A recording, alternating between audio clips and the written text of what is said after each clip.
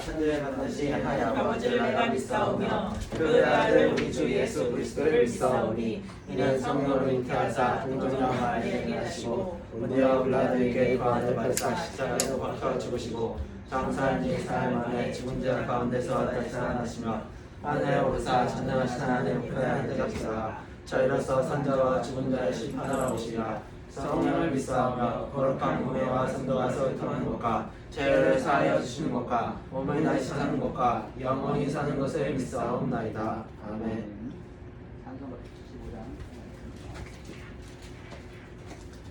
175장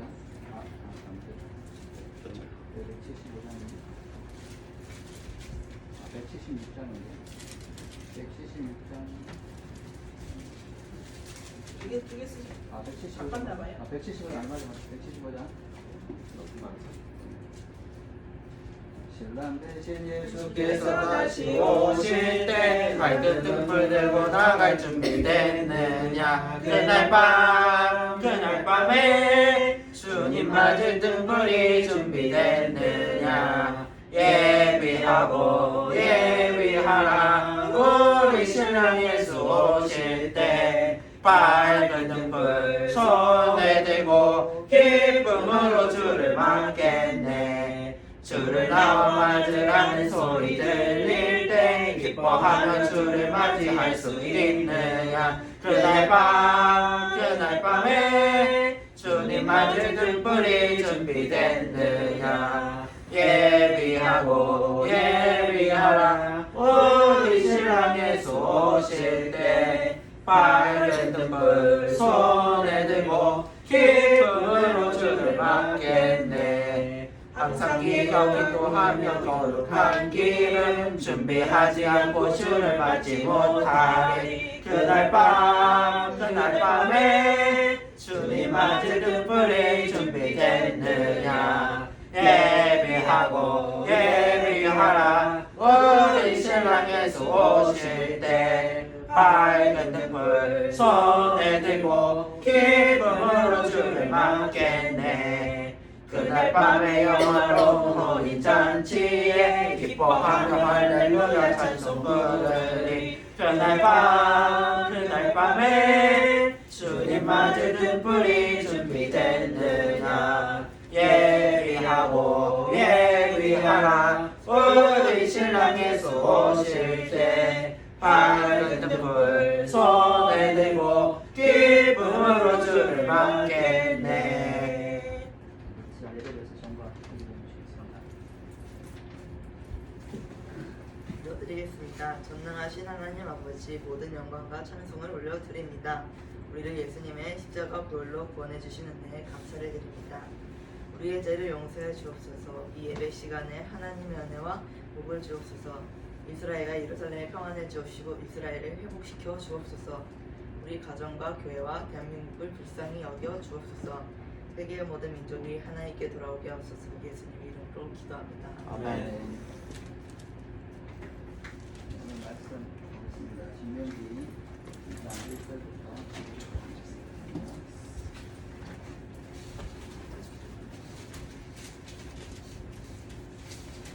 신명기 1절부터 15절까지 보도록 우리가 방향을 돌려 여호와께서 내게 명령하신 대로 홍해길로 광야에 들어가서 여러 날 동안 세일산을 뚫어다녔더니 여호와께서 내게 말씀하여 이르시되 너희가 이 산을 뚫어다닌 지 오래니 돌이켜 북으로 나아가라. 너는 또 백성에게 명령하여 이르기를 너희는 세일에 거주하는 너희 동족에서 자신이 사는 지역으로 지날진대 그들이 너희를 두려워하리니 너희는 스스로 깊이 삼가고 그들과 다투지 말라. 그들의 땅은 한 발자국도 너희에게 주지 아니하리니 이는 내가 세일산을 에게 기업으로 주었습니다. 너희는 돈으로 그들에게서 양식을 사서 먹고 돈으로 그들에게서 물을 사서 마시라. 내 하나님 여호와께서 내가 하는 모든 일에 내게 복을 주시고 내가 이 큰 광야에 두루 다님을 알고 내 하나님 여호와께서 이 40년 동안 너와 함께 하셨으므로 내게 부족함이 없었느니라 하시기로 우리가 세일산에 거주하는 우리 동족에서 에르스를 떠나서 아라바를 지나며 엘라가 이손 계획 곁으로 지나 행진하고 돌이켜 모압 광야길로 지날 때 여호와께서 내게 이르시되 모압을 괴롭히지 말라. 그와 싸우지도 말라. 그 땅을 내게 기업으로 주지 내가 내게 기업으로 주지 아니하리니 이는 내가 롯 자손에게 아로를 기업으로 주었습니다. 이자는 자손이 거기 거주하였는데 아낙 족속같이 강하고 많고 키가 크므로 그들을 아낙 자손과 같이 르바임이라 불렀으나 모압 사람은 그들을 바임이라 불렀으며 우리 사람도 세일에 거주하였는데 이스라엘 자손이 그들을 멸하고 그 땅에 거주하였으니 이스라엘이 여호와께서 주신 기업의 땅에서 행한 것과 같았느니라. 이제 너희는 일어나서 세례 시내를 건너가라 하시기로 우리가 세례 시내를 건넜으니 가데스 바네아에서 떠나 세례 시내를 건너기까지 38년 동안이라. 때에는 주제의 모든 부인들이 여호와께서 그들에게 맹세하신 대로 지는 중에서 다 멸망하였나니 여호와께서 손으로 그들을 치사 그 중에서 멸하시므로 그 시내는 다 멸망되었느니라. 아멘.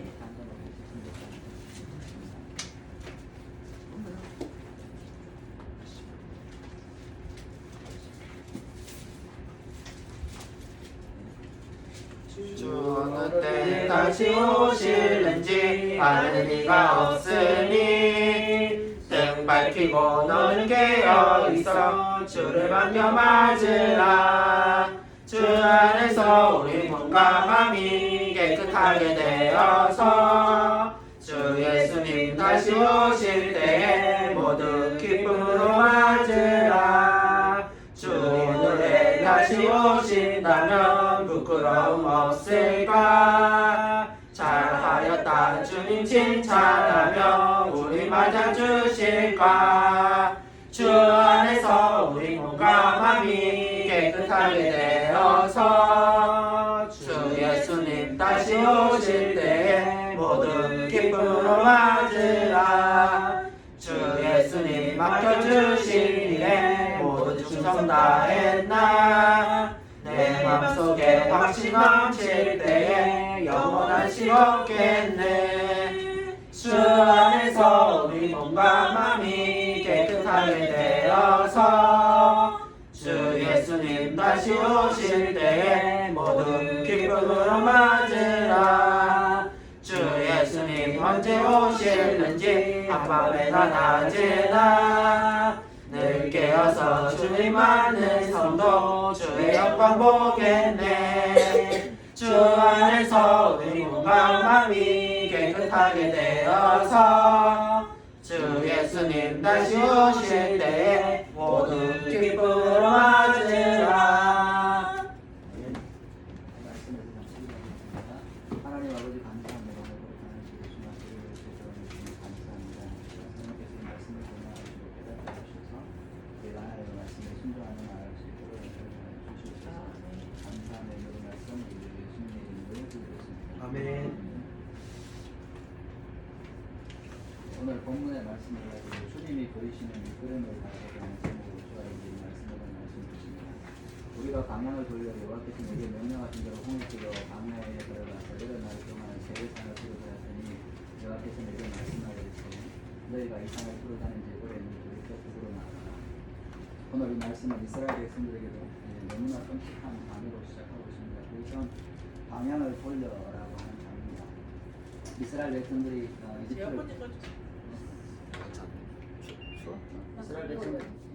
이스라엘 백성들이 이집트를 떠나서 홍해를 건너 시내산에 도착해서 하나님의 말씀을 받고 이제 언약을 맺었습니다. 여기 지도가 나오는데 이게 여기 보면 여기 이제 시나이 반도가 있는데 이게 이제 그 기본적으로 기독교에서 이제 출애굽했던 여정이라고 이야기를 해요. 근데 이게 이제 사실은 이게 기본 이제 하고 저도 여기를 이제 시내산이라고 알고 갔다 왔어요. 이제 이 시내산이라고 하는 이 여정은 어떻게 만들어졌냐면 AD 한 400년경에 4세기경에 이제 이런 콘스탄티누스 황제의 그 어머니가 캐서린이거든요. 이 캐서린이라고 하는 이 황후죠. 그래서 자기 아들이 황제가 되고 나서 이제 그 하나님 성경을 이렇게 찾아서 이제 출애굽 여정을 하자고 생각해서 이제 왕궁에 이 사람들을 데리고 이제 이집트에서 이렇게 찾아가면서 뭐냐면 찾았습니다. 시내산이 어딜까요? 찾았는데 그래서 여기 이제 시나이 반도에 여기 있는 요 지점을 이제 시내산이라고 생각을 하고 거기다가 이제 게스렌 수도원을 세우고 그래서 이제 그 다음부터는 이 출애굽의 여정들 이렇게 봤어요. 근데 이제 사실은 그 나머지 여기서부터 있죠. 이렇게 도는 부분 있죠. 여기는 지명이 다 있어요. 지명이 다 있기 때문에 거기 이제 여기가 이제 엘라시거든요. 에일라시고 이제 에시온 게벨이고 여기 있거든요. 뭐 솔로몬이 하여튼 그것이 이제 있기 때문에 가데스도 있고 가데스 바네도 있기 때문에 여기서부터 이렇게 도는 여정은 거의 일정합니다. 근데 여기서부터 이게 이건지에 대해서는 이제 오랫동안 교회가 요 길을 이제 출애굽 여정이라고 생각을 했어요. 근데 성경에서는 보면 그 성경에 보면 이 갈라디아서에 보면 바울은 이 시내산은 아라비아 반도에 있다라고 이야기를 하거든요. 아라비아에 있는 시내산이라는 표현을 쓰거든요. 그러면 아라비아 반도는 여기입니다. 그럼 시내산은 이쪽에 있어야 되는데 이게 위치가 안 맞죠. 그죠? 그래서 이제 그 유대인들은 이 아라비아에 시내산이 있다고 생각했어요. 근데 기독교는 유대인하고 뭐 한 100년 전부터 완전히 단절했기 때문에 유대에 대한 것들을 이제 성경에 대한 것들을 이해를 하지 않았어요. 그런데 이제 최근에는 이제 뭐냐면 이렇게 이제 이전에 기존에 있던 출애굽의 여정이죠 같은데 최근에는 어떻게 하냐면 이런 여정을 이제 이야기합니다. 홍해가 이쪽이 홍해가 아니라 보통은 여기를 건넜다고 이야기를 하거든요. 이전에는 홍해를 건넌 게 여기를 건너서 이렇게 왔다라고 이야기를 합니다. 이게 광해라고 생각을 하고요. 그런데 여기는 사실은 건널 데가 얼마 없어요. 그냥 짧은 이렇게 하니까 뭐 물이 말라지고 그런 건 아닌데 기존에 이제 새로운 이렇게 학설들은 뭐냐면 성경을 보면 여기 누에바라고 하는 여기를 이제 홍해를 건넜다라고 봐요. 여기 이제 이렇게 봐죠. 그럼 시내산이 여기 있는 거죠. 그래서 이스라엘 백성이 미디안 광야에서 이제 헤맨 거가 되는데 그게 왜 성경에 보면 뭐냐면 다윗이 호밥에게 자기 성경에는 호밥이 이제 그 히브리 성경에서는 이 호밥이 그 자기의 처남이라고 해석을 우리 성경을 이렇게 번역을 해요. 근데 이제 그 호밥이라는 게 이제 처남인지 장인인지가 정확하지는 않아요. 왜냐하면 그게 이제 그 성경의 그 히브리식으로 뭐냐면 그 처남이 되기도 할 수도 있고 장인이 될 수도 있어요. 근데 이제 어쨌든 이 호밥에게 우리 성경은 이제 처남으로 표현하는데 호밥에게 뭐냐면 네가 미디안에 잘하니까 우리들을 잘 인도해달라 이렇게 표현을 하거든요. 저는 말하면 이스라엘 백성이 광야를 되는 곳이 뭐냐면 여기 시나이 반도가 아니라 여기 미디안인 아라비아 반도를 이제 광야라고 보는 거죠. 이렇게 그렇게 하는데 성경에 따르면 어찌됐든 아라비아의 시내산이 있으니까 저는 이제 이 두 번째 학설이 좀 더 정확하다고 생각을 해요. 근데 이제 기존에 이제 많은 그런 성경에 보면 이전에는 저도 이제 잘 몰랐는데 이전에는 뭐냐면 이렇게 시내산을 이렇게 걸어놓고 옛날 성경에 보면 시내산이라고 하고 항상 그림에 보면 물음표가 있었어요. 성경책 옛날 개혁 성경 옛날 성경 보면 근데 왜 물음표지? 그랬더니 뭐 저도 시내산에 가고 되게 은혜를 받았어요. 야, 이런 곳을 더 놨구나 진짜 광야를 하는데 그런데 실제로 가서 보면 성경학자들 이게 시내산이라는지 의문을 표시했어요. 왜냐하면 시내산에서 했으면 분명히 수백만 명의 사람들이 살았기 때문에 거기에 사람의 산 흔적이 유대인들이 살았던 흔적이 있어야 되는데 그런 게 전혀 없거든요. 그리고 재밌는 건 뭐냐면 이스라엘이 이 땅을 차지했습니다. 시나이 반도를 점령했던 적이 있어요. 70년도에 점령을 한 다음에 67년 전쟁을 하고 점령을 했어요. 점령하고 나서 이 사람들이 뭐냐면 유대인 학자들이 싹 다 갔어요. 정말 여기가 시내산이다. 그죠? 근데 결론은 뭐냐면 여기가 시내산이 아니라는 결론을 내립니다. 그래서 뭐냐면 이 시나이 반도를 어떻게 하냐면 이집트한테 그냥 줘서 다시 점령했던 땅을 되돌려줘요. 그런데 이제 여기 지금은 사우디아라비아 땅이죠. 이 땅에는 뭐냐면 유대인들의 유적들이 있습니다. 살았던 사람들이 호시들이 있어요. 근데 이 지역은 뭐냐? 그리고 또 하나 뭐냐면 솔로몬이 이 양쪽에다가 기둥을 세웠습니다. 수레국 했던 기둥.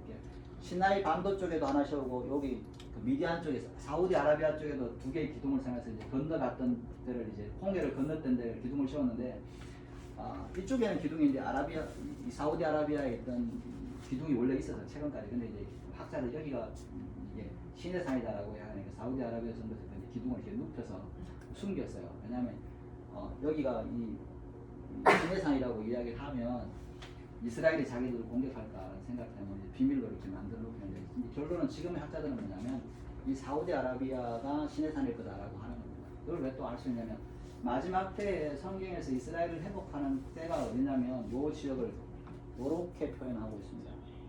어디냐면 애국 강에서부터 여기 유프라데스 강하고 저기 뭐지 지중해에서부터 이 아라비아 광야까지를 이제 이스라엘이 회복된 땅에 이스라엘 영토를 표현을 해요. 어쨌든 저는 이제 뭐 이걸로 이렇게 해석을 하면서 한번 볼게요. 여기가 이제 어쨌든 이렇게. 그래서 이제 이 아라비아 과정이라 그러면 뭐냐면 이스라엘 백성이 이렇게 홍해를 건너서 이게 웨바라는 거예요. 건너서 미디안 방에서 있다가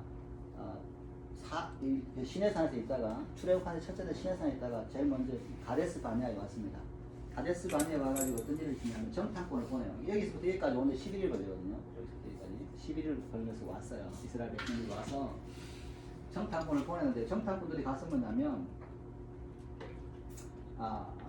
정보를 이제 40일 정보를 초집을 하죠. 그리고 와서 뭐냐면 이게 가보니까 우리가 도저히 가나안 땅에 가보니까 우리 힘으로 이 땅을 차지할 수 없다라고 하는 보고를 합니다. 그래서 이제 이스라엘 백성들은 정탐꾼의 보고한 정보를 듣고 이제 원망하고 불평하죠.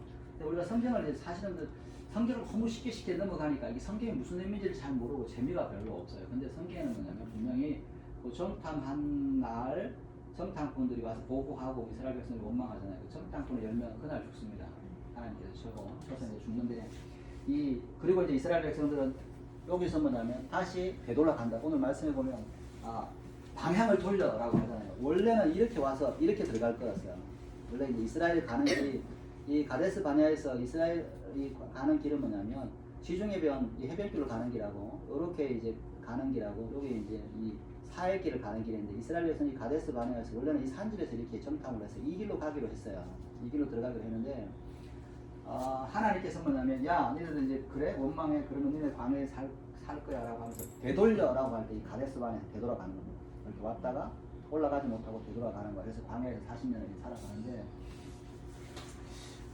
예를 들면 우리가 이제 경범죄를 저질렀어요. 근데 이제 그래서 이제 뭐 감옥에 한 40일 정도 이제 40일 형이에요. 40일 동안 구류를 받고 있는데 너무 답답해가지고 처음에 아닌가요? 초범이니까 40일 감옥에 구류를 된 거 부치간에 있는데 뭐냐면 너무 참지 못해서 탈옥을 했어. 탈옥을.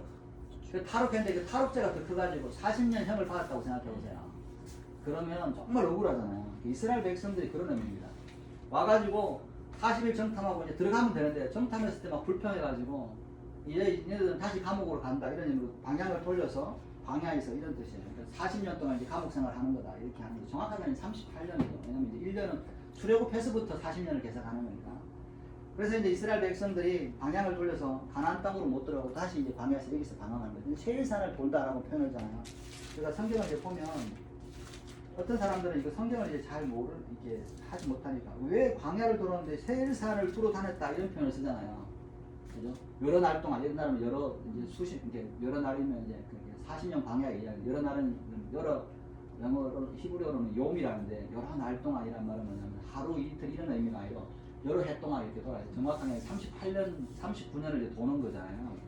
이렇게 도는데 여기서 뭐냐면 세일산을 주변을 돌았다 그러면 여기가 에시온 게벨이라고 하는 엘랏이 있는데 여기가 에돔에 사는데 여기가 세일랏입니다.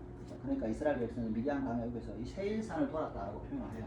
그러니까 광야길에 대해서 이스라엘 백성은 여러 산을 세일산을 두루 돌았다는 말은 뭐냐면 에돔이 있는 중에 미디안에서 에돔이 있고 그 밑에 미디안 족속이 있고 그 다음에 이제 광야가 사우디 아라비아라고 하는 아라비아 반도의 광야는 사실은 아무도 살지 않아요. 근데 이제 이 해변 쪽으로는 지금도 사우디 아라비아는 이 미디안 지역이 예전에 미디안이던 지금 이제 드단이라고 하는 거 이런 지역이 뭐냐면 거기만 사우디 아라비아 사람이 살고 있습니다.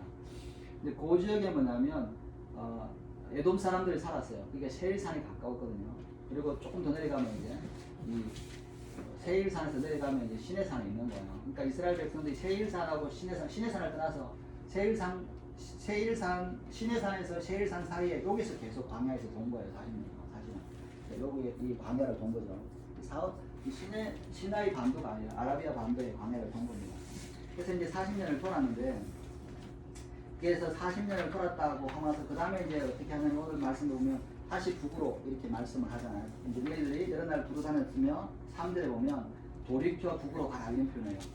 다시 내려왔다가 여기서 이렇게 30몇 년을 돌다가 다시 이제 올라가는 겁니다. 그래서 이제 40년째 이스라엘 백성들이 가데스 바네아에 다시 올라옵니다. 좀만 됐을 그렇죠. 광야에서만 계속 도는 거예요. 그래서 이제 정확히 여러 날이란 말은 38년입니다. 출애굽해서 1년째 때까지는 시내산에서 있었잖아요. 그래서 언약도 받고 선막도 쥐고 이제 올라왔다가 그 다음에 뭐냐면 다시 이제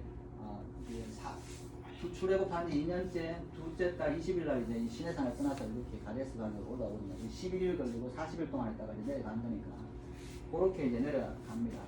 그래서 이제 다시 이 광야 생활을 하다가 40년이 지났을 때 하나님께서 뭐냐면 돌이켜서 북으로 올라가라라고 하는 겁니다. 이제 다시 가데스반에 올라오는 거예요. 40년째 가데스바네에 왔는데 이스라엘 백성들이 40년째 가데스바네를 두고 오잖아요. 40년째 가데스바네에 왔는데 무슨 일이 있었냐면 그때 반석에 물이 거칩니다. 이 반석이 뭐냐면 우리가 이 출애굽해서 이 시내산으로부터 40년 동안 이렇게 돌아다녔는데 이스라엘 백성들에게 물이 공급됐잖아요. 여러분 우리가 자꾸 이제 성경에 출애굽하고 나서 광야 생활을 제일 많은 사람들 한국 사람들 먹는 걸 너무 중요해가지고 만나만 이야기 잘 거예요. 동네마다 다 만나 분식이 다 있었잖아요. 시골에 보면 요즘에는 별로 없지만 동네마다 다 만나 분식이 있어요. 지금도 만나 분식이 있잖아요. 먹는 걸 너무 좋아하니까 만나만 제일 중요하고 생각하는데 사막에서 제일 중요한 거는 물, 먹는 것보다 물입니다. 그죠? 근데 반석 뭐 분식 이런 건 없잖아요. 반석. 참 재밌는 거는 반석이라는 이름이 참 좋습니다. 축복인가요? 제가 이제 하다 보면 여러분 그 김일성의 어머니 이름이 반석이잖아요. 강반석이잖아요. 네, 강만석. 원래 강반석은 아니었고 선교사님이 이 김일성의 어머니가 처제가 있고 김일성의 아버지가 있었는데 김일성이 김형직인가 이 사람이 있었는데 청년이어서 신앙이 숭실 학교를 다니고 기나니까 둘을 중매를 시켰어요. 그 선교사가. 그 선교사가 누구냐면 여러분 누구죠? 돌아가신 분 생각이 안 나요. 여의도에 와가지고 부흥집회 하셨던 빌리 그레암 목사님의 장인입니다. 빌리 그레암 목사님 부인이 평양에서 태어났거든요. 빌리 그레암 목사님 장인이 숭실대학교 청년들 둘이니까 이름을 이제 너 이름 참 좋다. 그래서 반석이라는 이름을 주고 이제 그 둘이를 결혼해서 시켜서 김일성이가 태어났는데 아버지가 이제 이 신앙이 좋아서 무역하다가 밀무역하다가 이제 죽죠. 그래서 이제 어머니가 김일성을 데리고 중국에 가서 중국 사람을 다시 재혼해서 살아서 중국에서 이제 살아게 되는데 그 반석이라는 이름이 왜 주냐면 반석이 우리는 참 이 반석이라는 개념이 그냥 별로 이렇게 의미가 없지만 이스라엘 백성들이 이 반석은 뭐냐면 생수를 주는 것이 사실은 반석입니다. 그래서 이스라엘 백성들이 반석을 굉장히 해요. 성경에 보면 그런 거 있잖아요. 여호와는 나의 반석이다. 그러면 반석이 뭐가 도움될까? 여러분 반석이 우리가 생각할 때 저게 산에 있는 게 평평한 돌에 있는 게 나한테 무슨 의미가 있을까 생각해요. 다이가 뭐 적분이 반해할까 생각하는데 이스라엘 사람들이 생각하는 유대인들이 생각하는 반석은 뭐예요? 생수를 공급하는 거예요. 사막에서는 물이 제일 중요하니까 광야에서 40년 동안 이스라엘 백성들을 이제 따라다녔어요. 그죠? 여러분 느비딤에서 이스라엘 백성들이 원망하잖아요. 그래서 뭐냐면 모세에게 시내산에 있는 그 돌을 쳐라. 그래서 돌을 쳐서 거기서 물이 나왔단 말이죠. 출애굽하자마자. 그래서 그 반석이 뭐냐면 시내산에서 다 물을 공급했고 광야를 도는 동안 40년 동안 살았는데 이 반석이 이제 여기까지 가데스 바네아까지 왔는데 40년째 물이 터쳤어요. 그래서 이스라엘 백성들이 막 원망하는 거예요. 물은 사막에서 물은 딱 거치는 순간 그때부터 죽음을 이야기하는 거예요. 근데 이스라엘 백성들이 군인들만 60만 명이니까 그럼 우리나라 군인이 54만인가 그렇잖아요 지금. 근데 그 정도의 사람들을 먹으려면 양떼를 같이 계산하면 훨씬 더 많죠. 근데 물이 없으니까 이제 원망을 할 때 하나님께서 모세에게 뭐냐면 반석에 명령을 해라. 물이 나도록 말하면 반석이 물을 낼 거다라고 이야기를 하는데 모세가 그 말을 안 듣고 이 40년 전과 똑같이 반석을 때렸죠 두 번. 하나님께서 네가 내 말을 거역했다. 나를 높이지 않았다. 그래서 이제 이 이스라엘 백성들을 이끌고 왔더니 가나안 땅에 네가 못 들어갈 거다 이렇게 말씀을 하시잖아요. 근데 그런 일이 있었던 거죠. 그래서 이제 4절에 보면 너는 또 백성에게 명령하기를 너희는 세일에 거주하는 너희 종족 에서의 자손이 사는 지역으로 지날진대 그들이 너희를 두려워하리니 너희는 스스로 깊이 삼가고 그들과 다투지 말라. 그들의 땅은 한 발자국도 너희에게 주지 아니하리니 이는 내가 세일산에서 에서에게 기업으로 주었습니다. 너희는 돈으로 그들에게 양식을 사서 먹고 돈으로 그들에게 물을 사서 마시라. 네 하나님 여호와께서 내가 하는 모든 일에 내게 복을 주시고 내가 이 큰 땅에서 뚫어다님을 알고 네 하나님 여호와께서 이 40년 동안 너와 함께 하셨으니 내게 부족함이 없으리라 하시기로 우리가 세일산에 거주하는 우리 동족 에서의 자손을 떠나 아라바를 지나 엘락과 이시온 게벨을 곁으로 지나 행진하여 돌이켜 모압 방향으로 지날 때 여기까지 왔어요. 근데 원래는 뭐냐면 이 에돔 사람들이 이렇게 살고 있습니다. 가나안 땅으로 가려면 이렇게 직진으로 떠나서 이 길이 있어요. 이렇게 해가지고 이렇게 올라가면 제일 빠릅니다. 이렇게 가거나 보세요. 여기서부터 가나안 땅으로 들어가려면 이게 이게 가데스 바네아라는 요 밑에 이렇게 올라가거나 아니면 이렇게 가로질러 가지고 오는 게 더 빠르겠죠. 여기 길이 있으니까 여기가 에돔 사람이 사는데 원래 이스라엘 사람들은 어떻게 가려고 그랬냐면 직진으로 바로 이렇게 옆으로 가가지고 올라가려고 원했어요. 여기 에돔 사람이 살고 있어요. 그래서 뭐냐면 하나님께서 이제 이 가나안 땅으로 들어가는 제일 먼저 장애물이 뭐냐면 에돔 족속입니다. 에돔 족속이 있으니까 하나님께서 그들과 싸우지 말고 그들에게 돈을 줘서 몸식을 사고 돈을 줘서 가라라고 이야기를 해요. 그래서 이제 이스라엘 백성들이 여기서 우리가 가겠다라고 이야기를 하죠. 우리 좀 길을 열어달라. 근데 에돔 족속은 뭐냐면 전혀 길을 열어줄 생각을 안 해요. 무슨 소리냐, 못 준다. 그래요. 하나님께서 돈 주고 지나가라. 근데 가서 주라고 그래. 우리가 돈 주고 돈 주고 살 테니까 지나간 길만 가겠다라고 하니까 에돔 족속이 못 가겠다 이렇게 해요. 그래서 뭐냐면 이스라엘 백성들이 뭐냐면 할 수 없이 뭐냐면 하나님이 이렇게 가도 된다고 이야기하는데 이스라엘 에돔 자손이 반대하니까 이스라엘 백성들이 어떻게 하냐면 다시 원래도 옮기로 다시 내려가는 겁니다. 이렇게 돌아간다고 생각해요. 이건 몇 달을 걸리잖아요. 이렇게 돌아가면 몇 달을 걸리냐면 돌아가니까 이스라엘 백성들이 뭐냐면 원망했습니다. 마음이 상했어요. 하나님께서 이게 뭐 이렇게 틀리게 말을 가르쳐 주시잖아요. 빨리 가는 게 물사라고 그런데 그죠? 하나님의 음성을 듣다 보면 참 희한한 게 많아요. 이게 하나님 왜 이렇게 속상하게 만들 때가 많아요. 여러분 그래서 언제가 이제 누가 하나님 음성을 들으면 참 좋겠다. 제가 하나님 음성 듣는 거 너무 좋아하지 말아라. 근데 들으면 참 좋긴 한데 그거 하다 보면 참 속상할 때가 많다. 왜냐면 나하고 우리가 생각할 때 하나님 음성만 들으면 참 다 해결될 것 같은데 생각으로 하나님께서 그 하나님의 말씀을 순종하기가 쉽지가 않아요. 여러분 모세도 순종을 못해갖고 가나안 땅에 못 들어가잖아요. 순종하기가 참 쉽지가 않아요. 하나님의 말씀을 들리기는 쉬운데 순종하기는 굉장히 어려워요. 근데 하나님의 말씀을 순종하려면 목숨을 걸어야 돼. 여러분 사막에서 물 없이 사막으로 들어가라 그러면 그거 목숨 거는 거잖아요. 마음이 참 상해요. 그런데도 하나님의 말씀을 그렇게 순종하면 하나님께서 기뻐하시는 거예요. 그래서 처음에 하나님께서 뭐냐면 처음 하나님 믿고 하나님 말씀 순종하고 하나님께서 돌을 잘 안 내리세요. 왜냐? 그걸 알기 때문에 그죠? 그냥 그런데 이제 신앙이 성장했는데도 순종하지 않는다. 그러면 이제 하나님께서 징계를 하시잖아요. 근데 우리가 이제 성장하면서 그렇다고 해서 피할 게 아니라 하나님께서 그 말씀에 순종하려고 자꾸 노력을 해야 돼요. 그러려면 내가 자꾸 나를 서서 이제 겸손하게 하고 회개하는 것이 필요하죠. 그래서 이제 이렇게 갔으면 좋겠는데 하나님께서 에돔 사람이 반대니까 돌아가는데 이스라엘 사람들이 막 원망하니까 하나님께서 뭐냐면 야 니네 세일 땅에 세일 땅에 사는 그 땅은 에돔 사람한테 줬어. 에서의 자손에게 준 거야. 니네들 것이 아니야 라고 이야기를 하고 계시는 거예요. 그리고 그들과 다투지 말고 그렇게 하라고 합니다. 여기서 하나님께서 중요한 이야기를 합니다. 이스라엘 백성들에게 에돔 자손은 너희들이 싸워야 될 사람이 아니라고 분명히 말해요. 여러분 다른 사람들이 나에게 적대적이라고 하고 나를 힘들게 한다고 해서 그들이 모두 나의 적이 되는 건 아니에요. 에돔 사람들이 이스라엘 사람들하고 싸우려고 못 지나가게 하잖아요. 어떻게 보면 적대적으로 행동을 하는데 하나님께서는 뭐냐면 야 에돔 사람들은 내가 그들에게 그 땅을 주었기 때문에 너희들은 그것에서 싸우면 안 돼 라고 이야기해요. 이스라엘 사람들 입장에서는 우리의 가는 길을 하나님과 함께 가는 길을 방해하는 것들은 무조건 적이야 라고 생각했는데 하나님은 그렇게 생각하지 않아요. 하나님께서는 적이라고 생각하지 않고 이 사람들은 당연히 세일산에 살고 에돔 자손들은 내가 에서의 자손들에게 준 땅이기 때문에 이 땅에게 준 허락한 동안에 너희들은 이것을 공격하면 안 돼 라고 이야기를 해요. 그런데 어떻게 해요? 그러면 이제 우리가 분명히 우리가 하나님께서 이 사람하고 싸우지 말라 그러고 그럴 때 뭐냐면 상황은 나를 막 괴롭혀요. 그러면 어떻게 해요? 두 가지 방법이 있어요. 하나님 말씀 포기하고 내가 싸우는 거냐 아니면 하나님 말씀에 따라 순종하고 내가 비겁하게 도망가느냐. 그죠?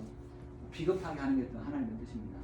옛날에 목사님 이제 동기 중에 잘 아는 거죠. 하도 하는 예를 말하자면 정우혁이라고 하는 목사님이 계셨는데 맨날 침대고 내내 괴롭힌 거야. 막 약 올리고 그죠? 맨날 이제 강의를 듣고 있으면 뒤에 가고 툭 잡고 야 전사님 여기 그만두고 가서 돈 벌러 가지 여기 왜 있어요? 자꾸 약 올리는 거야. 너무 화가 나고 3년째 돼가지고 나이도 어떻게 새끼 안 되고 왜 그러냐.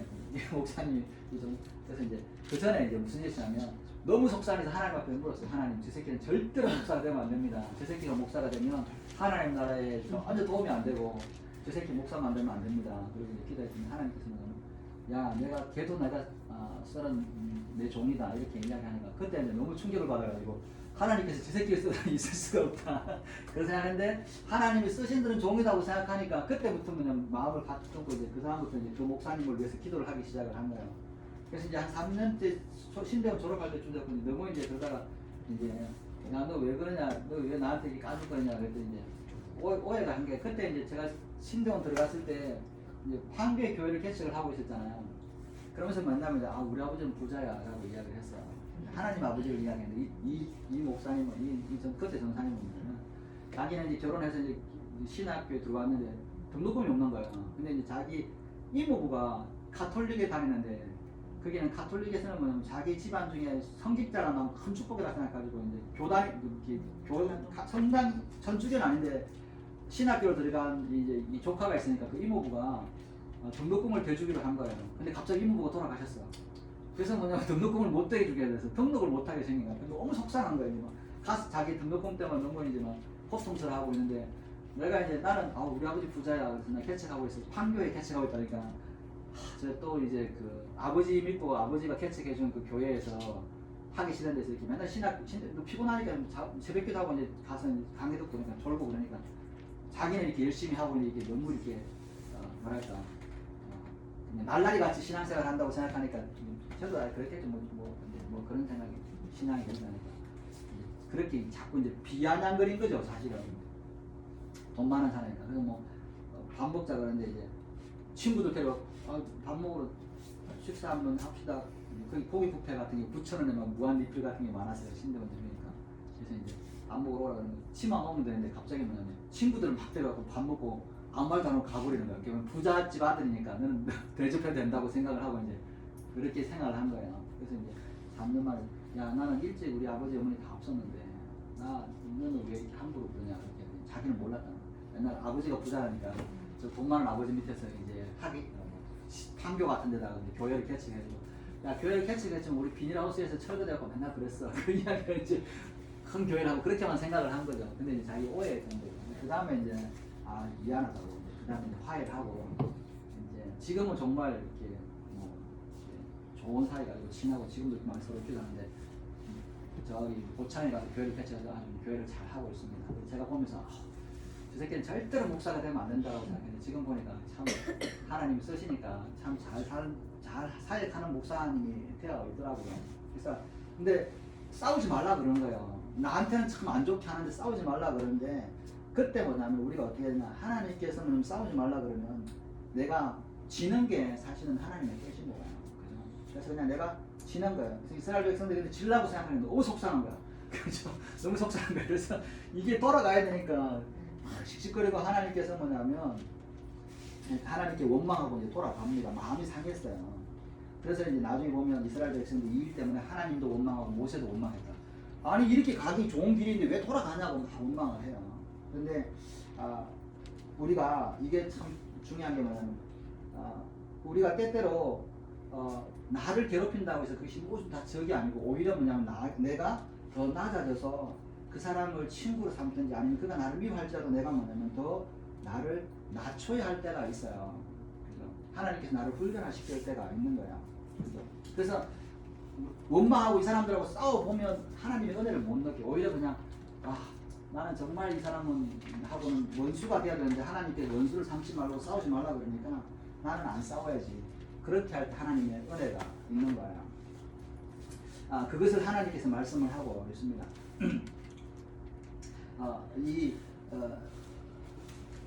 하나님께서 이제 이렇게 싸우지 말라고 그러는데 이스라엘 백성이 만약에 싸웠다면 어떻게 될까요? 싸웠으면 에돔을 이겼을 거예요. 그리고 음식도 구하고 양식도 구했을 거예요. 왜냐하면 이스라엘 백성은 40년 동안 싸워왔던 이런 훈련이 됐던 사람들이니까 그렇게 싸웠으면 이겼을 거예요. 그런데 문제는 에돔과 싸워서 이기기는 해요. 양식도 없고 물을 얻었어요. 근데 물론 문제는 뭐냐면 하나님의 말씀을 어겼기 때문에 하나님이 그들과 함께 하지 않는 거예요. 그게 참 중요한 거예요. 나를 대적해서 괴롭히는데 하나님께서 그 사람을 내 원수야. 나한테 진짜 나 이 사람하고 싸워서 이 사람을 죽이고 싶은 원수인데 하나님께 이 사람과 싸우지 말라 그래. 근데 내가 이제 도저히 못 잡고 이 사람을 싸워서 이길 수 있어. 싸워서 이기면 이기긴 해요. 할 거예요. 근데 문제는 뭐냐면 그때 하나님이 나와 함께 하시지 않는 거예요. 그렇게 하면 싸움에서는 이겼지만 하나님과 동행하지 않는 이스라엘 백성들은 이스라엘 백성이라고 할 수가 없죠. 이름이 이스라엘이라는 뜻이 뭐냐면 원래는 야곱에서 나왔지만 이스라엘은 이름이 원래 하나님과 싸워 이겼다는 의미도 있지만 이스라엘은 뭐냐면 나중에는 이스라엘 하나님이 다스리는 백성이라는 뜻도 있고 이스라엘이라는 뜻이 하나님의 말씀에 순종하는 백성이라는 뜻이에요. 그러니까 엘이 하나님이거든요. 이스르라는 뜻이 뭐냐면 처음에 이제 야곱에게 이스라엘이라는 이름을 주었을 때 하나님과 싸워 이겼다라는 의미이지만 우리가 하나님과 싸워서 막 내 고집을 이겼다 이런 의미가 아니라 그 이스르라는 히브리어가 나중에 뭐냐면 어떤 의미가 더 붙냐면 하나님이 다스리는 백성, 하나님의 말씀을 듣는 백성이라는 의미가 있어요. 그러니까 하나님의 말씀을 어겨서 에돔과 싸웠다면 그 사람들은 그때부터 이스라엘이라는 이름을 못 쓰겠죠. 이스라엘이 이름이 안 되는 거죠. 그래서 이제 이스라엘 백성들 어쨌든 하나님의 말씀에 순종해서 이렇게 우회합니다. 밑으로 다시 갑니다. 되돌려 가는 거예요. 여기가 이제 에시온 게벨이 있고 에일랏이라는 곳이 있는데 다시 이제 돌아가게 되는 거죠. 9절에 여호와께서 내게 이르시되 모압을 괴롭히지 말라 그와 싸우지 말라 그 땅을 내가 내게 기업으로 주지 아니하리니 이는 내가 롯 자손에게 이르기를 아르를 기업으로 주었습니다. 이전에는 에립 사람이 저기 거주하였으니 있는데 아낙 자손 같고 강하고 많고 키가 크므로 그들을 아낙 자손과 같이 리바임이라 불렀으나 모압 사람들은 그들을 에밈이라 불렀으며 호리 사람도 세일에 거주하는데 에서의 자손이 그들을 멸하고 그 땅에 거주하였으니 이스라엘이 여호와께서 주신 기업의 땅에서 행한 것과 같았느니라. 이제 너희는 일어나서 세렛 시내를 건너가라 하시고 우리가 세렛을 건넜습니다. 여기 에돔이 있으면 여기 지역이 에돔인데 모압은 여기 위입니다. 근데 여기서 에돔 사람들과 싸우지도 말고 모압 사람들과도 싸우지 말라고 이야기해요. 왜냐하면 여기서 그 무슨 것을 우리가 알 수 있냐면 에돔 모압 사람은 누구의 후손입니까? 롯의 후손이에요. 아브라함의 조카였던 롯의 자손이 모압 사람입니다. 에돔 사람은 누구냐면 야곱의 형이었던 에서의 후손이에요. 근데 여기에 에서는 여기 에서 그 세일 사는 사람들 원래 세일 사는 누구냐면 호로 사람이라고 하는 사람들이 살았어요. 다른 거인들이 살았고 여기는 모압 사람들 사는 에밈이라고 하는 사람들이 살았고 거기는 거인들이 살았단 말이에요. 근데 하나님께서 뭐냐면 에서의 후예들인 에돔 사람들이 세일 사는 사람은 호로 사람들을 쫓아내고 그 땅을 차지하게 하고 그 다음에 모압 사람들에게는 뭐냐면 이 에밈 사람들을 쫓아내서 살아가게 하는 거예요. 근데 이게 무슨 의미가 있냐면 하나님께서 우리 믿는 사람들에게 어떤 의미를 하라고 하냐면 이제 이스라엘 사람들은 하나님 말씀에 순종하고 하는데 에돔과 모압은 한때는 하나님을 섬겼던 뭐 믿음의 에서나 또는 이렇게 롯의 자손이었지만 그들은 지금은 믿음이 없는 이방인처럼 불신자처럼 살아가는 사람들이잖아요.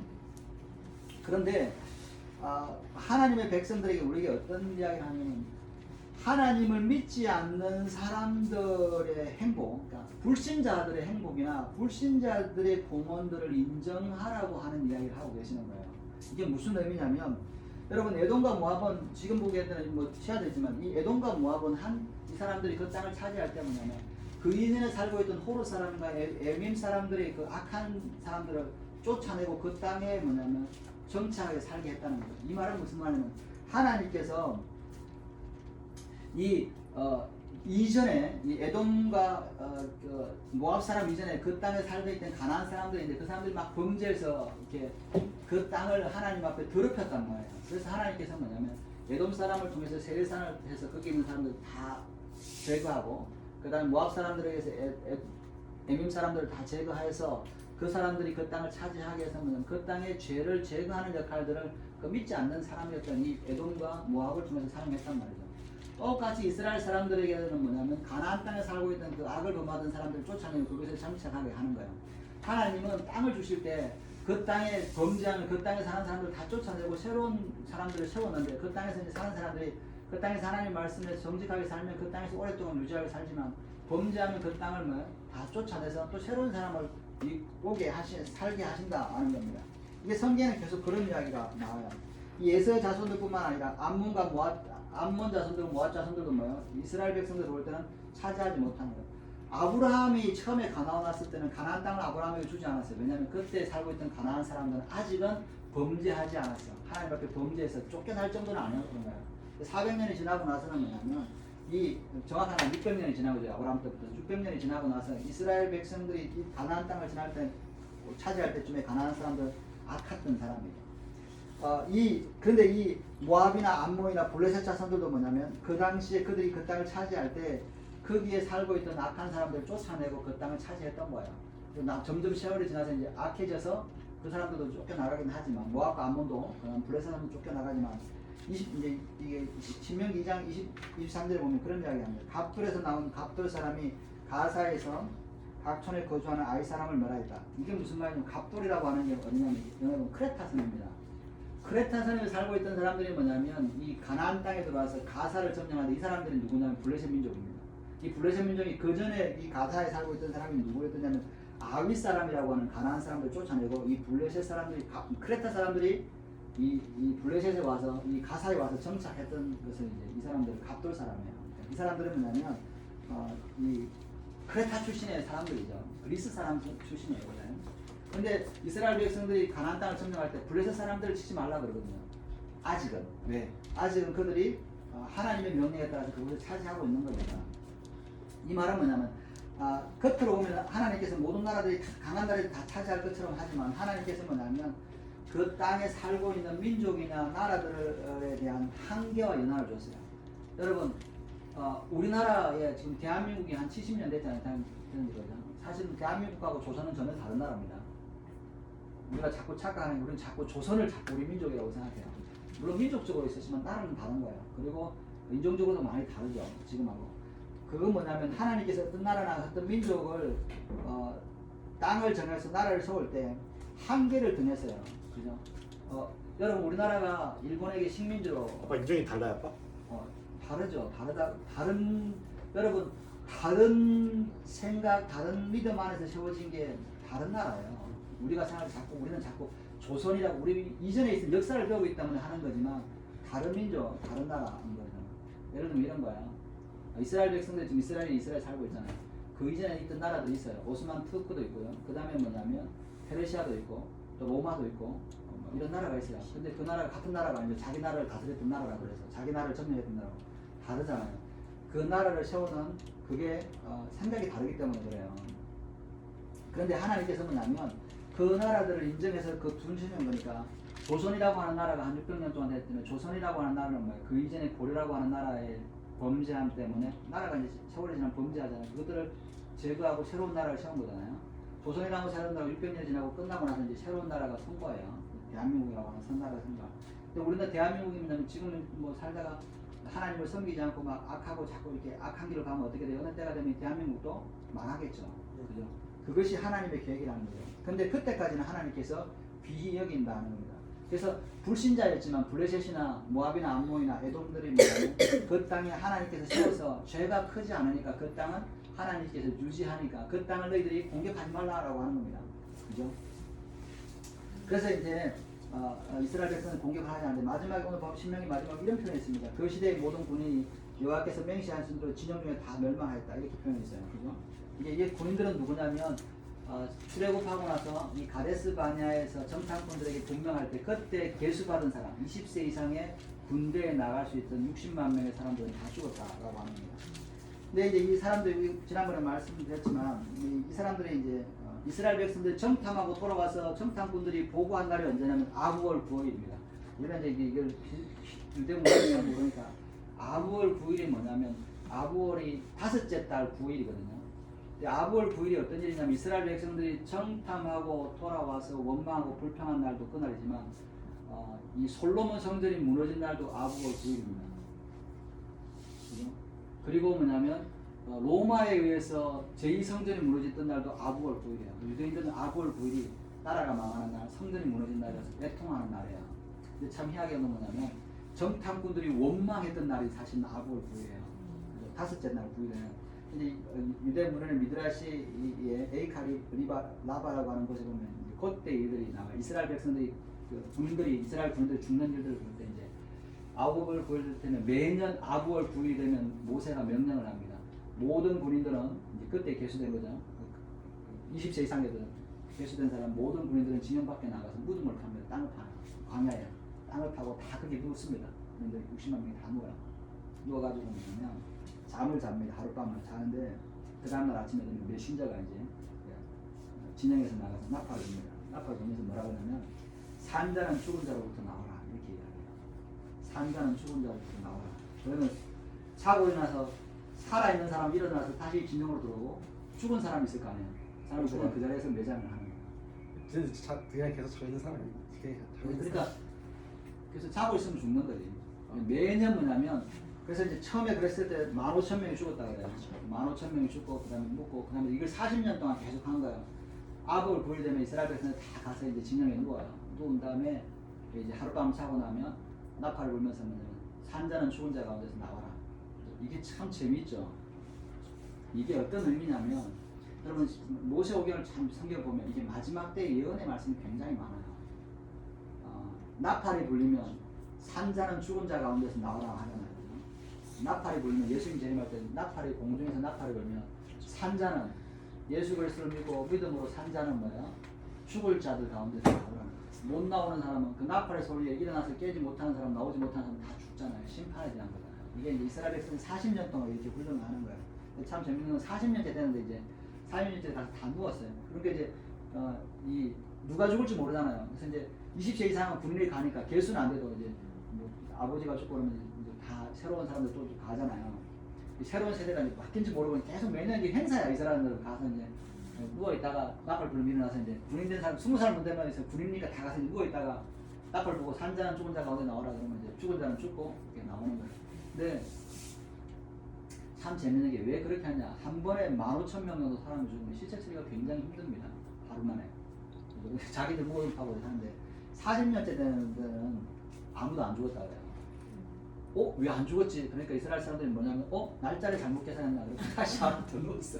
그래서 언제까지 누웠냐면 15일까지 보름달이 뜰 때까지 6일 동안을 그렇게 누워 있었던 거예요. 보니까 보름달이 뜨는 거예요. 이스라엘들은 음력으로 계산해요. 보름달이 뜨니까 우리가 날짜 잘못 계산한 게 아니네. 우리가 안 죽게 되었네 해서 이제 그때 뭐냐면 우리가 이 안 죽는 일이 일어나는 걸 보면서 이스라엘 백성들이 뭐라고 생각했냐면 우리가 하나님의 징계를 다 통과했구나 라고 생각해요. 그래서 이스라엘 백성들이 아브월 15일은 뭐라고 했냐면 투비아브라고 해가지고 이 하나님께서 이 광야 세대가 다 죽고 새로운 세대가 생성했다라고 하는 것 때문에 이제 절기를 지켰다고 해요. 우리가 때때로 뭐냐면 원하지 않는 길로 방향을 돌려야 할 때도 있고 또 우리가 뭐냐면 원망하고 불평을 합니다. 그러나 하나님께서 우리에 대한 놀라운 인생의 밑거름들이 있어요. 이스라엘 백성들에게 보면 막 이스라엘 백성들 생각할 때 하나님께서 괜히 빨리 갈 수 있는 길인데 광야로 갔다가 또 그냥 완전 정탐했는데 되돌아가라고 이야기하고 막 그렇게 이야기를 할 때 분망하고 불평할 때가 많아요. 그죠? 원망하고 불평할 때가 있는데 우리는 하나님의 그 계획들을 잘 모르기 때문에 자꾸 원망하고 불평해요. 근데 이제 그냥 어느 정도까지는 괜찮은데 하다가 어느 순간을 지나면 하나님께서 너희들 다 무덤 파고 들어누워 이렇게 하는 경우가 생긴단 말이죠. 그래서 우리가 좀 이렇게 중간에 내가 좀 이렇게 덜 집착하고 이런 것들이 하나님께서 뭔가 계획이 있겠지. 그냥 아무 말 안 하고만 불평과 원망만 안 해도 잠잠하게만 있어도 하나님께서 복을 주신다.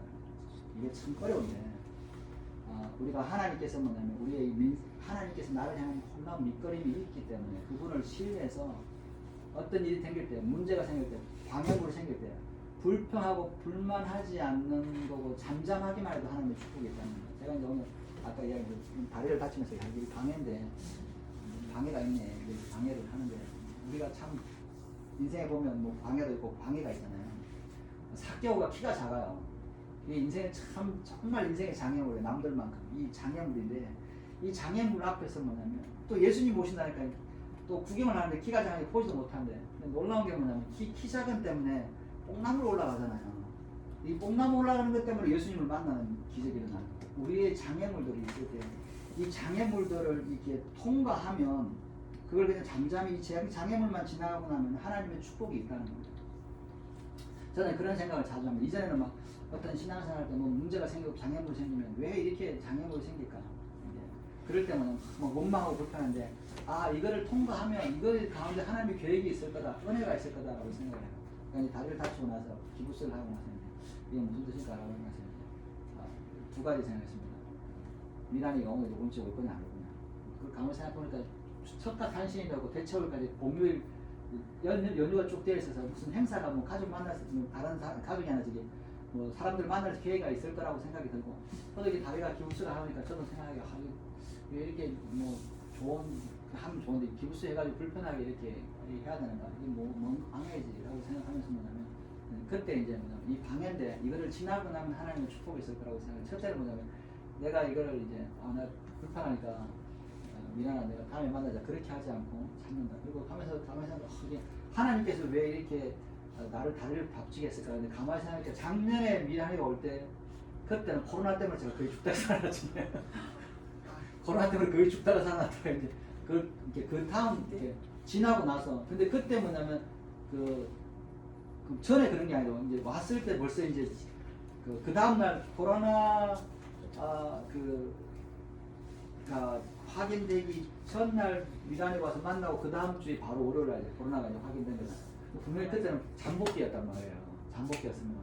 근데 뭐냐면 잠복기인데 지나고 나면서 뭐냐면 분명히 옮은 거 아닌가라고 안 옮은 거예요. 같이 우리가 몇 시간을 하고 있는데 우리 식구들 다 올랐는데 그러면서 뭐냐면 그러면서 내가 이제 보면서 야 이게 참 이게 만약에 한 주만 더 늦었다거나 뭐 다음에 만나자 그랬으면 이렇게 좋은 얘기 못했을 거라는 생각을 해요. 참 이 방해인데 이게 하나님께서 참 피하게 했다. 또 만나고 갔는데 코로나 걸리면 좀 그렇잖아요. 저는 그런데 그렇게 생각하면서 그때 그런 거가 있었다. 근데 이제 뭐냐면 그때 막 만나고 가서 이제 은혜가 넘쳤는데 그 다음 날 코로나가 확진되면서 막 일주일 동안 거의 죽을 거를 하고 나니까 은혜 받은 게 싹 사라진 거예요. 만나서 막 이렇게 참 이렇게 뭐 이렇게 하나님 역사가 있었고 뭐 이런 게 전혀 생각이 안 나고 너무 힘든 거예요. 나 자신한테 이게 귀한 은혜인데 이게 뭐 미란이한테만 은혜가 아니라 이게 만나고 이렇게 교류를 하면서 하나님 앞에서 기뻐하시는 하나님의 역사를 나도 경험했는데 나는 오히려 거의 반 죽었잖아요. 그게 일주일 동안. 그러면서 나는 이게 왜 뭐냐면 하나님의 은혜가 있고 이게 좋은 일이 아닌데 이게 방해가 있을 거라고 생각하는데 지나고 나니까 하나님의 뜻이 있나 보다. 그리고 이제 이 이런 코로나를 이렇게 지나게 되고 이제 하게 된 게 이 기부스를 하면서 제가 뭐냐면 하나님께서 은혜가 있겠다. 그런데 문제는 뭐냐면 이거에 대해서 어떻게 할 거나 이거를 이제 하나님께서 주시는 것들이 계획이 뭘까?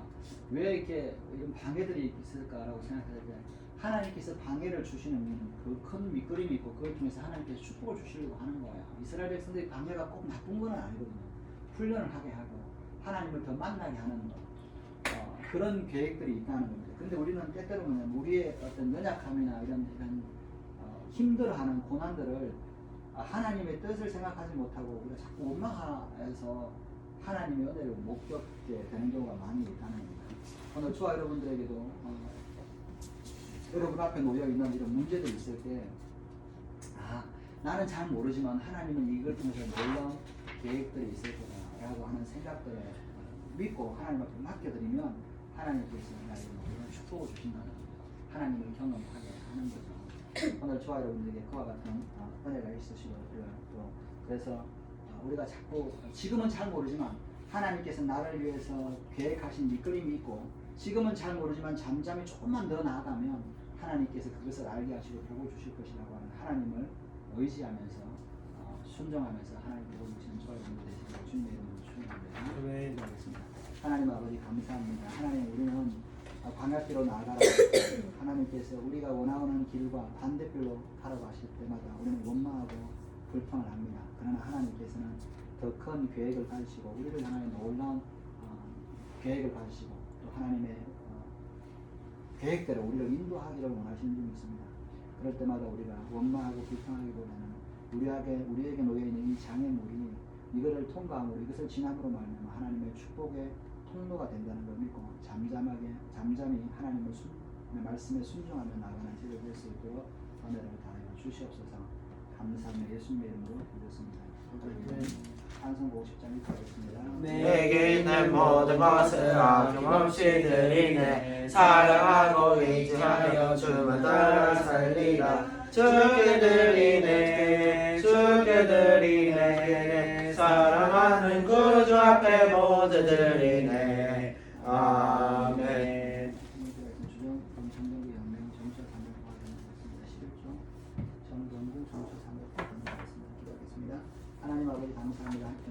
또 주정은 배를 섬기겠습니다. 하나님 가정을 축복하시고 주님 모시는 하나님까지 가정이 예배하는 가정이 될 수 있도록 하시고 자녀들을 붙들어 주셔서 아버지 하나도 실족하는 데 없도록 믿음의 자녀들 될 수 있도록 은혜를 허락하여 주시옵소서. 아버지 주님 오시는 그날까지 이들이 하나님 나라와 이 나라의 인민들과 일꾼들이 하나 될 수 있도록 은혜를 허락하여 주시옵소서. 또 점차 삶을 구하다니 하나님을 주시고 젊은 날에 하나님 말씀 가운데 잘 살아서 이 시대에 정말 하나님의 일을 감당할 수 있도록 은혜를 주시고 공부하는 가운데 있습니다. 지혜 주셔서 축복하여 주시옵소서. 이들의 가정과 생활과 자손들과 믿음의 가정으로 세울 수 있도록 은혜를 주시옵소서. 11조들은 쓸수 있습니다. 하나님께서 주신 고백하며 주시고 하는 날 동안에 주님 주시는 복으로 또 11조 복을 누릴 수 있도록 은혜를 주시고 이들은 주님 기뻐하시는 것을 살릴 수 있도록 은혜를 더하여 주시옵소서. 감사합니다. 이들의 말씀을 예수님의 이름으로 드리겠습니다. 아멘. 또 35장 주기도문 청하고 하늘에 계신 아버지 이름 거룩하사 주님 나라 임하시고 뜻이 이루어지이다. 일용할 양식 주시고 우리들의 큰 죄가 용서하시고 또 시험에 들게 하시고 악에서 구원하소서. 내게 주의 나라 주의 권세 주의 영광 영원히 아멘. 축도하시겠습니다. 지금 우리 주 예수 그리스도의 은혜와 하나님의 시간이 사랑하심과 성령의 내주를 통하시는 그리고 주님이 저희시는 놀라운 계획들 그 밑거림을 바라보고 믿음으로 신뢰하며 원망하고 불쌍하고 믿음으로 하나님께 따라서 하나님의 복을 누리기로 결단하는 성도들과 이 교회와 나라의 민족의 영원토록 함께 있을지어다.